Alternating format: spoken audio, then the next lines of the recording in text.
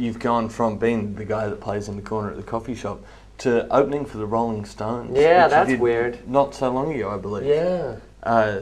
What was it like walking out onto that stage? Because, I mean, I'm no concert promoter, but Right. I wouldn't have picked you to open for the Rolling Stones. Exactly. Well, see, that's the great thing about writing variety for your show, because I can do the coffee shop thing, but I've been lucky enough to be able to put a band together over the last 3 years that has sort of a rock side and a pop side and a side that's, you know, no different than really what the Stones have been doing. I mean, of course, they have 40 years on us.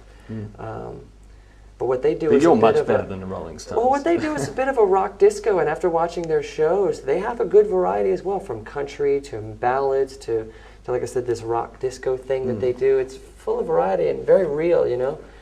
But what's it like walking out on stage with the Stones? I mean, I see it from a backstage perspective.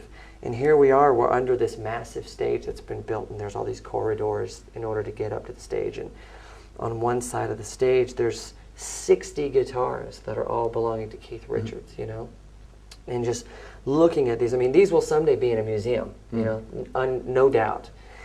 And they're amazing instruments, you know. And on the other side of the stage are Ron Wood's, you know, instruments. And it's just... And then there's your one guitar. Yeah, and here's my one guitar that I'm taking on stage with me, you know. And I'm actually a little nervous going out there because the audience is 50 years and up, you know. These are people who left their kids at home and they're paying a high price to see the Stones. And, you know, the Stones sell the place out, so they don't need a support act to help sell tickets, you know. They just... So actually, I got to make friends with Keith Richards' daughter, and I found that it was mostly the children of the Stones and the children of the Stones business team, their agencies, you know.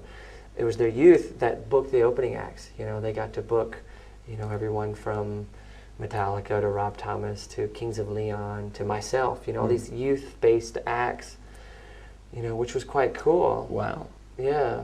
And then the Stones get to be the Stones, of course, you know. Yeah. So it was an honor, you know, to be out there and play for an older generation of an audience, you know. And we got friendly applause, you know, because people just want to see the Stones. Yeah. Which you can understand. You know. Absolutely. If you were in that crowd, you'd never heard you.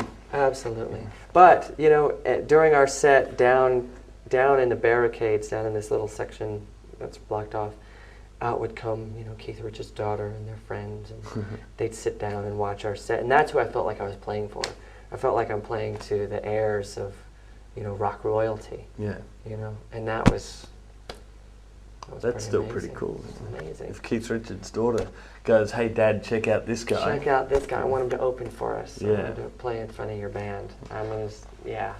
It's better that you're actually supporting a band that might not be familiar with you than the first time you came out to Australia and you played at the same time as Ray Charles. Yes, that's right. Here at the Melbourne, was it the Blues Festival? Blues and Roots Festival. Yeah.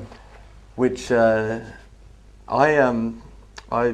saw Ray Charles. You saw Ray Charles, I of saw course, Ray because Charles. I saw every audience member who was at my stage. You were not one of them. Yeah, I ran over and I ducked in and then thought, well, you're good, but Yeah. it's Ray Charles. It's Ray Charles, yeah. And I think there were about 12,000 people in attendance that day. And there were 12,000 people at this Ray Charles stage, for sure. And they had us indoors in this big warehouse. And it was amazing because the stage was massive. And on one end, way down, was my bass player, and the other end, my percussionist. And our sounds were just echoing through this warehouse because there was no audience to absorb the sound, you know. Yeah.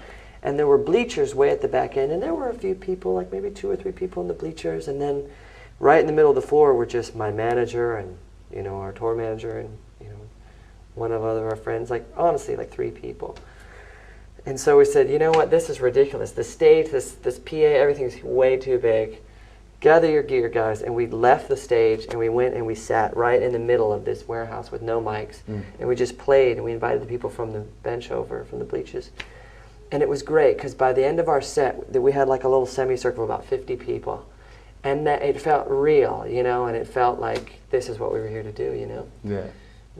It worked. We made the best use of our space and our time, and And we got to follow that festival, or at least with Ray, and we got to watch Ray on another night from the wings of the stage, which was quite cool. At least you got to see him. Absolutely. Yeah.